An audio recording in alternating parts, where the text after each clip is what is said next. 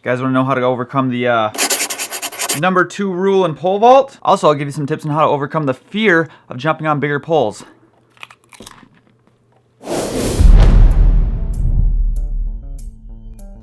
Yuck. Welcome to the pole vault vlog. Pole vault. If you like the pole vault, please subscribe, because I like pole vault too. Hit the like button if you like pushing buttons, and if you don't like pushing buttons, hit the like button anyway, and then I'll take that data and give it to YouTube so they get rid of buttons. Guys and gals, I have a very important question. What rhymes with commercial grime? Commercial time, everybody loves commercial time. Yeah. Use these codes while shopping at vsathletics.com. Do it. That's the end of commercials. Guys, the live stream is supposed to be next week, but I'm gonna have to postpone it until the week after. Aww. Because I'm gonna be living on a school bus for a week, and I doubt the internet's very good. So mark your calendars, 8 o'clock, and bring your questions. Next week, because I'm gonna be living in a bus all week, I'm debating if I just provide a bunch of coaching videos, smaller tidbits of information. I'll post like 3 of them next week, or I make a vlog. The reason the debate's coming up is because it takes anywhere from 6 to 14 hours to make one of these, and time. But in the end, I just want them to be valuable for you because I already have the information. It's already in my head. If you want the information in my head to be in your head, you need to let me know what's most valuable for you guys. I haven't done any USPVA updates in a while, so let's do that. I actually just finished a video for Mile Split, talking about one of the things we're doing recently, very soon. I'm excited to talk about it, but I just gotta wait until the video launches. Also, USPVA did this. I'm not sure if you're aware. Here. Hi, it's me, Shawn. Look what USPVA just did. Pole vault problem. We were getting a lot of emails about vaulters trying to find clubs within their state, a close place where they can pole vault when the high school season's over. We also had clubs that were struggling to promote themselves. Pole vault solution. So we reached out to all the pole vault clubs, the entire United States, the ones that we knew of. So we collected all of their information and we made a map. So vaulters can find the clubs and have a place to vault, and clubs can get the word out about all the cool stuff they're doing. So all you have to do is head over to uspva.org and check it out, see what clubs are near you, and see if we missed a club so we can add it to the list. Or if there's a club that's inactive, let us know so we can take it off the list. So share this around and tag a friend who could use some help. Hashtag maps are cool, hashtag pole vault solutions, hashtag USPVA. What do we have left on my list here? Oh, how to overcome the fear of jumping on a bigger pole, or the number 2 rule in pole vault. What would you guys like to see? What would you guys like to see first? Okay, let's do it. How to overcome the fear of jumping on a bigger pole. How to overcome the fear of jumping on a bigger pole. Many times, the fear of jumping on a bigger pole actually comes from progressing way too fast. Just like I just tried to talk way too fast there. Because speed is the enemy of technique, even when you're trying to talk fast. Your settings might have been off. You jumped up too much pole. You went from a 110 to a 180. Too much speed. You went from 2 lefts to 14 lefts. Too much speed. Or you gripped too high a little too fast. Well, the world record holder was holding 16.8, so maybe I should give that a try.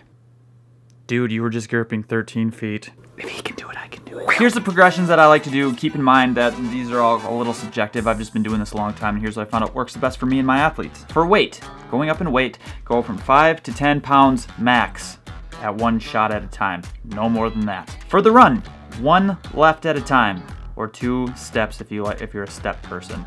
Doesn't matter which one you are, just no more. And for grip, only 3 inches at a time max. The handhold's about 3. I usually go 1 inch, 2 inch, or 3 inches.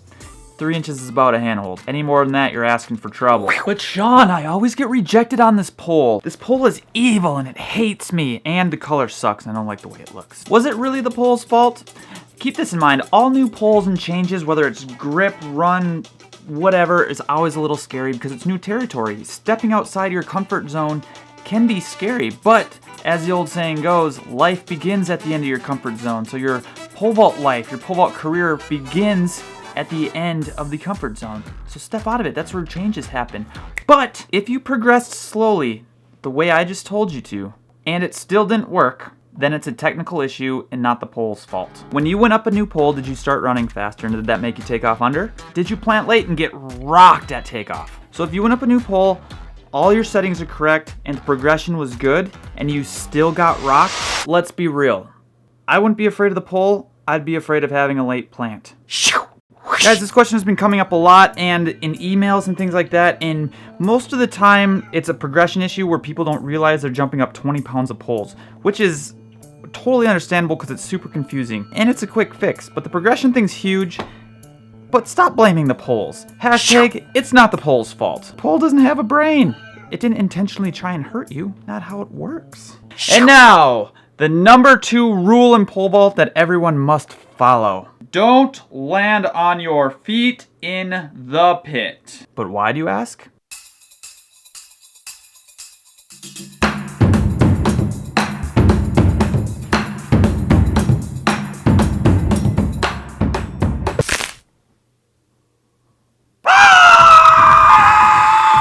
And then your foot looks like this, and then you can't even walk, pole vault, or even dance anymore. And if you're really unlucky, you won't dance the rest of your life. So yeah, that's it, guys. Don't land on your feet in the pit. Obviously, there's a little bit of rules to the exception if you are doing one-arm drills or something, but it's always safer to never land on it. But to minimize your risks, if you're doing a full vault, the higher you go, the more dangerous it is to land on your feet. I wouldn't recommend it. I've seen double ankles explode. I've seen single ankles explode. I've seen people do it right before national meets, and I've seen people do it just by walking off the pit. Careful, guys. Your ankles are like little weak chicken necks, most of yous. Let's review some videos, though. All right, we're gonna do something a little bit different today. I got a bunch of videos from the same coach, which I thought would be kind of fun to kind of see how the styles differentiate, and there's a plane outside. But I thought it'd be kind of fun to see how the similarities between athletes on the same team and how you could coach them. So first one is Michael. So what the coach told me is that Michael is super fast. Obviously you can see that, but he seems to slow down a little bit at takeoff. Some of the turn stuff is happening too. So a couple of tricks for slowing down at takeoff is, the 2 biggest ones are maybe he's just too far out, which to me it looks like it because he's quick and then he has to really stretch to get to where he's going. So I told him to try and move him up just a little bit, so he has to speed up those last couple steps. Another little trick I can tell with speeding up is if you put 2 cones at the end of the runway and you tell the vaulter, I want to see how fast you can run from cone A to cone B. Give him a little speed trap, and that'll make them have something to think about running through. For some reason, kids think they run faster when they feel like they're being timed. Yeah, get that little tweak worked out, and then we will be rolling. And now we have El Baldo. I think I said your name right. I'm really sorry, man. I can't read. Another great looking jump, and he really gets after the last couple steps. A little long again, so same kind of trick. I just move your athlete forward a little bit, or move El Baldo forward a little bit. That's a cool freaking name. You're the first person you're my only El Baldo that I know. Another kind of issue with the turn, she said she was having trouble with the knee drive. Again, jumping off the ground will help with that knee drive. So these 2 can essentially work on the same things. And then I sent her videos of how to invert those videos I've made in the past. I'll link them right here. Boop. You guys can get that turn going. You just added a foot of height easily, because your stomach bends this way and your back doesn't bend that way. So sick jump, man. I think you're doing a lot of things really well. And those little things on the ground, if you do good things on the ground, good things tend to happen in the air. So fix some of that ground stuff and you'll be able to think about that turn. Good jump, man. All right, this one's Tatiana. They were saying sometimes she struggles jumping off of her left leg and she struggles jumping off that right leg, which is a pretty common problem too. So when I have kids do that, I try and correct it through muscle memory. So I have them skip down the runway, but only skip off of their left leg. Skip for height off that left leg, and then step, and then skip, and then step, and then skip, and then step, and then skip, and then step, and then skip. It's like painting, right? Like if you have 2 walls, and you keep putting blue on this wall and blue on this wall, but you do 5 strokes on this wall for every 1 stroke on this wall is gonna get bluer a lot faster. So it's the same kind of thing. If you jump off your left leg all the time, your brain's getting painted with that cue, and then all of a sudden you just can't stop seeing blue. You can't stop jumping off that left leg. So that's a way to correct that. And then I talked to her a little bit about opposite symmetrics again. When it gets nice outside, yep, still snow.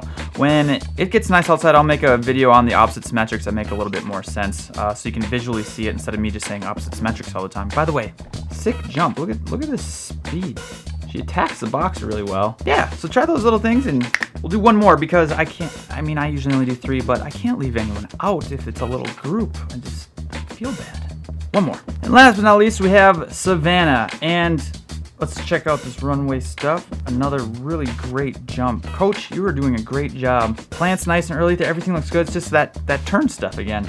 So this is probably my favorite runway stuff so far. She really attacks the box, jumps off the ground, slow to fast. It just looks really good. So I won't even stress the runway stuff nearly as much. But they were saying she has trouble inverting, you know, and she kind of reaches towards the bar. So I sent her this video of, I know I put this in the vlog before, Pat Lasari. He put a hula hoop on the end of a pole vault pole. I'll play it right now so you can see it.